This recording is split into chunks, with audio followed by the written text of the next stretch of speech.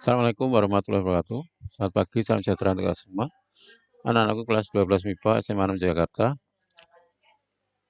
Kita ketemu lagi di semester genap tahun pelajaran 2020-2021. Semoga pada pertemuan kali ini kalian dalam keadaan sehat bersama seluruh keluarga.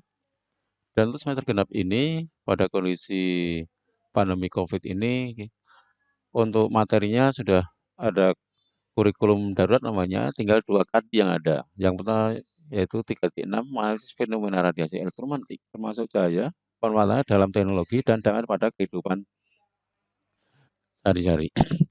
Nah, di sini kita beri judul radiasi elektromagnetik. Nah, kalian dengan radiasi kalian sudah pernah pelajari saat ada perubahan kalor atau perpindahan kalor di kelas 11 maupun saat SMP. Baik, langsung saja kita masuk ke materinya. Yang pertama adalah benda hitam. Benda hitam merupakan benda yang mampu menyerap energi paling besar.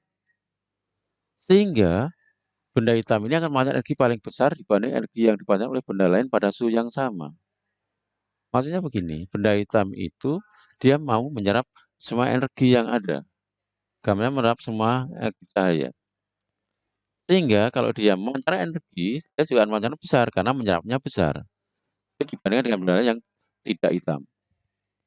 Kemudian benda hitam itu seperti apa? Benda hitam yang mendekati sempurna adalah lubang kecil pada benda logam berongga. Jadi benda hitam yang sempurna adalah lubang kecil pada benda logam berongga. Sekali lagi lubang kecilnya. Sehingga yang masuk ke lubang kecil akan diserap seluruh energinya sehingga tidak ada yang keluar lagi. Itu maksudnya seperti itu. Nah, penggambarannya adalah seperti ini. Ini ada cahaya yang masuk, kemudian di dalamnya itu dipantul-pantul terus sehingga kelihatan sampai habis. Maka di lubang ini akan terlihat lebih gelap dibanding lingkungannya. Saya kalau kalian amati di lingkungan kita, kalau ada lubang kecil pada suatu benda berongga itu akan terlihat lebih gelap. Misalnya lubang kunci, lubang angin-angin kalau kita amati dari kita lihat itu akan lebih gelap dibanding lingkungannya. Kemudian lubang telinga, lubang cuping hidung dan sebagainya itu akan terlihat lebih gelap dibanding lingkungannya. Bisa dipahami ya? Baik, untuk yang kedua, radiasi benda. Untuk Stephen Boltzmann menyatakan bahwa jumlah energi yang dipancarkan per waktu atau daya radiasi dari satuan luas permukaan benda hitam ideal akan sebanding dengan kekuatan keempat suhu absolut benda hitam tersebut. Atau gampangnya sebagai kekuatan suhu mutlak pangkat 4 benda hitam tersebut. Rujukan P sama E kali sigma kali A kali T pangkat 4. Ini adalah cara matematis hukum Stephen Boltzmann. Nah, kemudian daya radiasinya atau intensitas radiasinya itulah I sama P per A kali itu adalah daya per luas. Sehingga I-nya sama E kali sigma kali T pangkat 4. Nah, definisinya seperti ini. Apa E, apa sigma, apa A, dan sebagainya. Bahwa E emisivitas benda itu kehitampan benda. Antara 0 sampai 1. Kalau E-nya 0 berarti bendanya adalah putih sempurna. Kalau E-nya 1 berarti hitam sempurna. Nah, benda-benda yang biasa adalah antara 0 sampai 1 nilainya. Dan ini Stephen Boltzmann, nilainya 5,67 sampai 8 watt per meter persegi Kelvin pangkat 4. Ingat, yang perlu dipahami suhu mutlak T besar adalah dalam satuan Kelvin. Gitu. Nah, sekarang kita terapkan untuk contoh soalnya seperti ini. Kalian dilihat dari soalnya, kemudian datanya yang diketahui ditanya apa. Ini kalian bisa membaca sendiri. Bahwa ini adalah ada luas, berarti A, ada suhu. Nah, suhunya diubah ke suhu mutlak. Dari Celsius ke mutlak berarti tambah 273, berarti 1000 Kelvin. Ditanya P-nya. Masukkan ke rumusnya. P sama E kali sigma kali A kali T pangkat 4. Sehingga kita masukkan hasilnya diperoleh sekian ini. 680,4 watt. Ini soal pertama. Soal kedua, daya radiasi yang dipancarkan satu benda pada suhu 227 derajat Celcius adalah 1000 Joule per sekon. Kalau suhu benda naik menjadi 727 derajat Celcius, maka daya radiasi benda yang dipancarkan. Sehingga ini diketahui suhu mutlak awal itu menjadi 500 Kelvin, suhu mutlak akhir menjadi 1000 Kelvin. Ingat, suhu Celcius ditambah 273.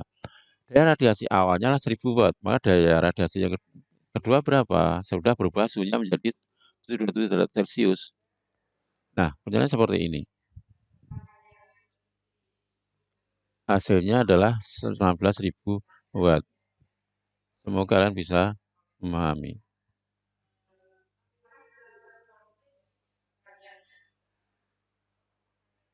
Sekarang berikutnya adalah hukum pergeseran Wien.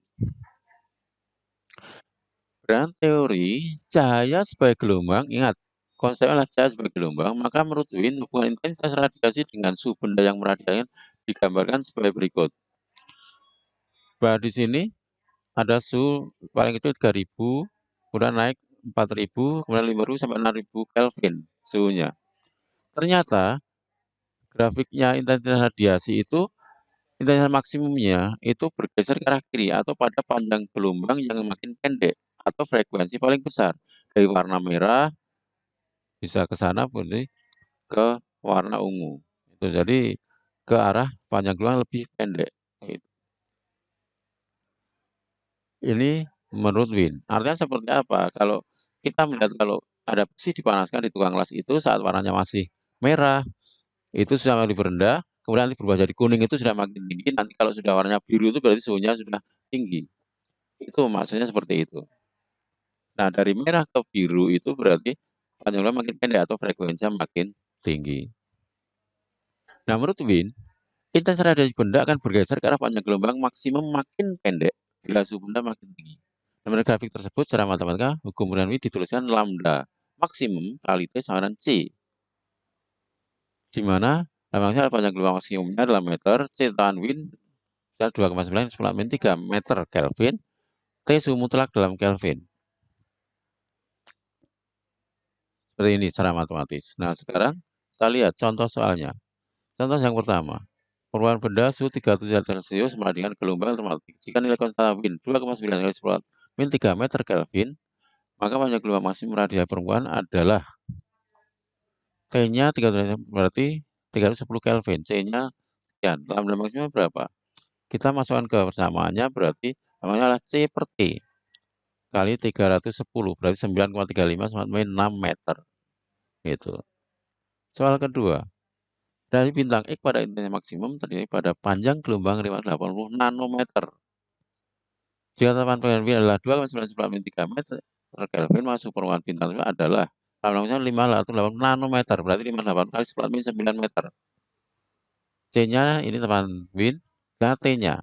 Tinggal masukkan ke persamaannya, berarti sehingga T-nya C per lambda maksimum. Hasilnya adalah 5.000 Kelvin. Demikian kaitan dengan ini untuk radiasi benda sampai dengan pergeseran Win. Demikian, terima kasih. Selamat pagi. Assalamualaikum warahmatullahi wabarakatuh.